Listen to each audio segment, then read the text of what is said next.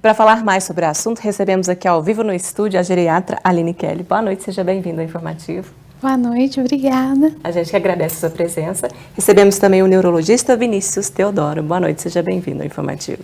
Boa noite, muito obrigado pelo convite. Sobre essas novidades e medicamentos na Alzheimer, como que está a situação aqui no Brasil? Sim, é bem interessante essa nova medicação. Parece que vai ser uma nova revolução, se tudo der certo, no tratamento do Alzheimer, porque então a gente só tratava sintomaticamente, né, só os sintomas. Essa é uma droga, né, que ela vem a tratar as causas, né, porém, né, a gente está no início, né, de experimental da droga, a gente pode dizer assim, porque até nos Estados Unidos ela utilizou um método mais rápido, né, para ser liberado no sistema de saúde americano. Então ela realmente, de início, né, ela diminuiu bastante as placas de amiloide, né, que são as responsáveis talvez por causar Alzheimer, mas clinicamente não se observou-se tanta evidência assim de melhora cognitiva. Fora outros problemas, né, que já foi relacionado de edema e de sangramento cerebral, como um dos efeitos colaterais da droga. Então, me parece que deve ter subgrupos que devem responder melhor à medicação, talvez aqueles de fase mais inicial. Então, ainda está indo um pouco em suspense, para falar a verdade. Temos que aguardar, então. E como é que vai ser o desenrolar desses problemas relacionados à droga? Exatamente. Não podemos aguardar quando falamos de Alzheimer. A gente tem que detectar os primeiros sinais no paciente, né, doutora? Sim, eu acho que a primeira ideia que a gente tem de ter, o primeiro conceito, é que o esquecimento não é comum no envelhecimento. O idoso, não é comum ser esquecer, não é normal. Não é normal da idade esquecer, né? Esquecer. O que é normal é ficar mais lento, ter um pensamento mais lentificado, mas não perder funcionalidade. Perda de funcionalidade, esquecimento recorrente, repetição ou mesmo mudança de comportamento já podem ser indícios de um início de doença. Uma falha de memória constante já pode ser um sinal? Pode. De quanto em quanto tempo, assim, para a gente ter uma noção, né? A utilidade pública aqui. Na verdade, eu acho que a falha de memória, a gente tende a observar a recorrência, porque tem algumas doenças que pode ter um quadro de uma amnésia aguda e pode melhorar, ou mesmo um quadro de um paciente internado, que ele vai ficar mais confuso devido à internação, devido à infecção, isso eu estou falando no caso do idoso, que vai ser um delírio, que quando ele voltar para casa vai melhorar, não vai ser um Alzheimer. E são dois tipos de Alzheimer, né, doutor? Assim, na realidade, a gente vai entrar num grupo grande que pode ser chamado tanto de demência ou de transtorno cognitivo maior, que seria uma perda progressiva do que já foi aprendido, de tal maneira que venha prejudicar a pessoa, né? Então, a gente vai ter classificações, né? Alzheimer é um dos tipos de demência também por múltiplos infartos, múltiplos AVC isquêmicos pequenos, que é muito comum aqui no Brasil, também vai dar os mesmos sintomas, né? E tem outras doenças neurodegenerativas, como doença de Parkinson ou paralisia supranuclear progressiva, que é uma degeneração do cérebro em si, que vão causar os mesmos sintomas, né? Que a gente viu que a importância é observar, né, da presença do sintoma de esquecimento, geralmente de fatos recentes, mas são progressivos, cada vez pior, né? Então não tem essa ideia, né, de ter ideia de uma pessoa mais idosa, é normal esquecer. Não, tem um certo ponto, né? Assim, a repetição do sistema começar a atrapalhar muito, chama muita atenção. Exatamente, por isso é importante a família, os amigos, observarem nessa falha de memória. Sim, e eu sempre oriento comparar o paciente com ele mesmo, comparar como ele era antes e como ele está agora. O mais comum que a gente vê vai ser as pessoas mais próximas começarem a perceber as pequenas perdas. Exatamente, e tem que ficar de olho. Essa é a saúde mental. A gente tem que cuidar desde cedo, né, doutor? Sim, a saúde mental teve um prejuízo muito grande, né? Principalmente agora, por causa de Covid, esse monte de coisa acontecendo no mundo.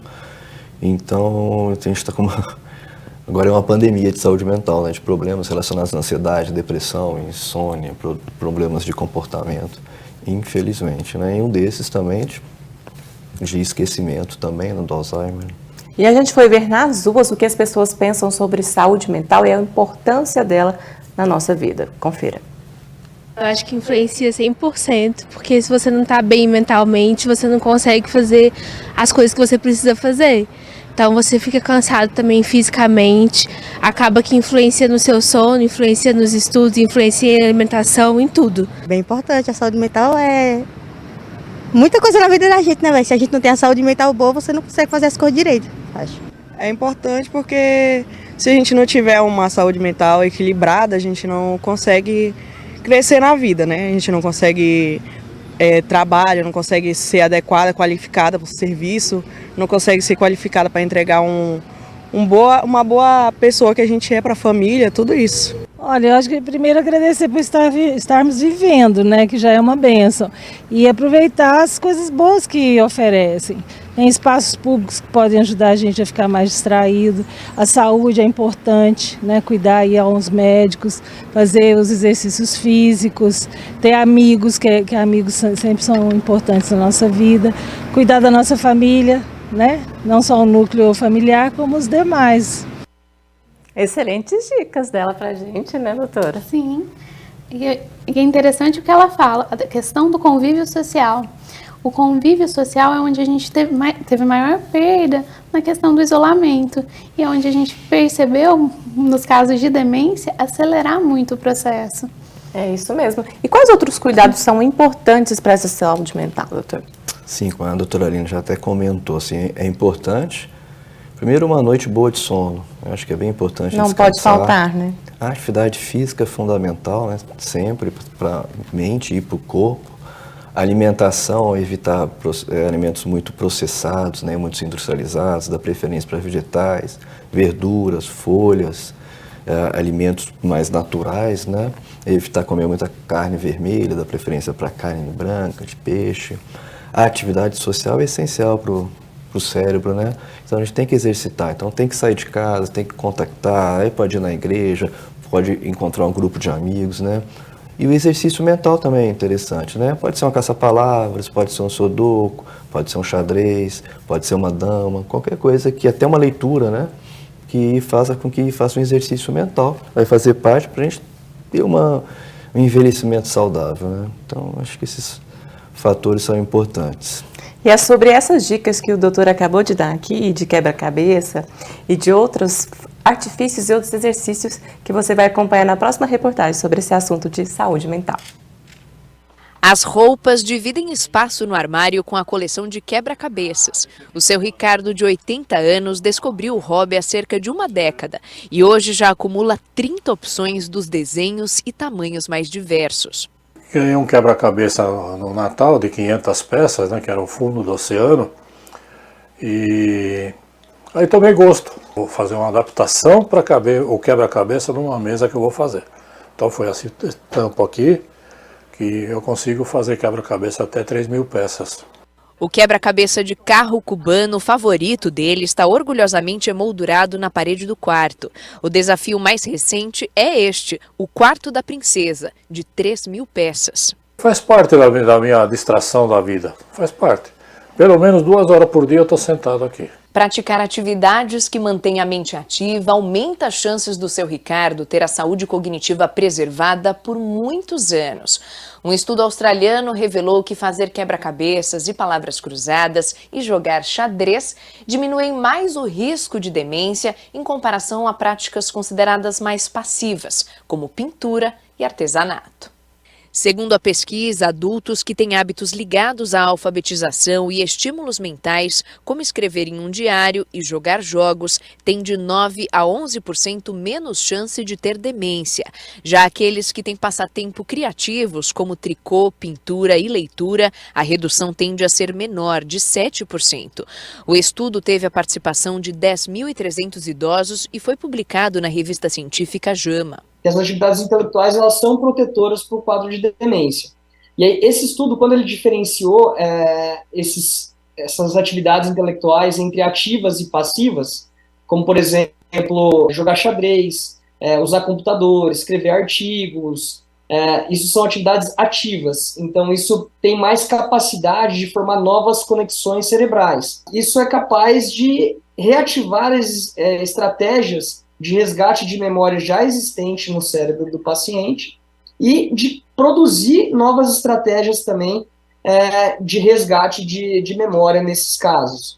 Em 2022, 55 milhões de pessoas no mundo viviam com demência. Por conta do envelhecimento da população e o aumento da expectativa de vida, identificar estratégias para prevenir ou ao menos retardar a condição se tornou uma prioridade global. Cada ano a gente tem um incremento nessa população demenciada, com quadro de demência, em torno de 10 milhões de novas pessoas, então, aí por ano. Esse estudo pode trazer um impacto em medidas não farmacológicas que podemos adotar para melhorar a qualidade de vida dos pacientes e diminuir a incidência de um quadro demencial. É um relax mesmo, quando você vê ele montado, é uma satisfação. Falar, você vê, montei, né? E dá até pena de desmontar depois, né? É isso mesmo, fica lindo, né? E quais outras dicas para ter esse envelhecimento saudável, doutora? Então, como o Dr. Vinícius trouxe, uma das dicas mais importantes é a atividade física. A atividade física para a gente manter uma boa massa muscular. A atividade física ela vai estimular a parte cognitiva, de estar concentrado, pensando em como executar o movimento. A alimentação, como ele também falou, a alimentação é muito importante. E outra coisa que eu sempre falo é, se tiver as doenças, que nem pressão alta, diabetes, sempre tomar as medicações, sempre tentar manter as doenças controladas, no melhor dos controles. A alimentação, sempre procurar ter uma alimentação equilibrada e evitar vícios que nem o tabagismo, o etilismo, que também prejudicam bastante. E ter a alegria de viver também, para chegar lá nos 100 anos, passar dos 100, né, doutora? Sim. Podemos, né? Pode. A alegria sempre é muito importante. Exatamente. E agora eu quero mais dicas também para essa saúde mental. É só pegar um gancho assim, da doutora Aline, assim, que é importante sim o controle do diabetes, da pressão alta, do colesterol, do controle da pressão, né? Então, são fatores, né, que a gente percebe que no Brasil a gente tem uma quantidade de demência por múltiplos AVC isquêmicos quase de 50%. Então, quer dizer, são evitáveis. Como que se evita? São doenças vasculares, né? São doenças que podem ser evitadas com evitar fumar, beber com moderação, com as atividades físicas, né? Controle do colesterol, do açúcar, da pressão. Então, é importante isso, que são fatores que vão evitar, então, que você tenha até um tipo de demência no futuro. E ter também a calma também, né? Evitar esse estresse, evitar a ansiedade, que também pode provocar problemas como é um ponto importante, a gente já não falou, então, é bom sempre ter um hobby e um momento com você mesmo. Sim. Então, é bom, assim, para a mente, né? Pessoas que fazem meditação, reza, mindfulness, são motivos, né, para a pessoa dar uma desacelerada, né?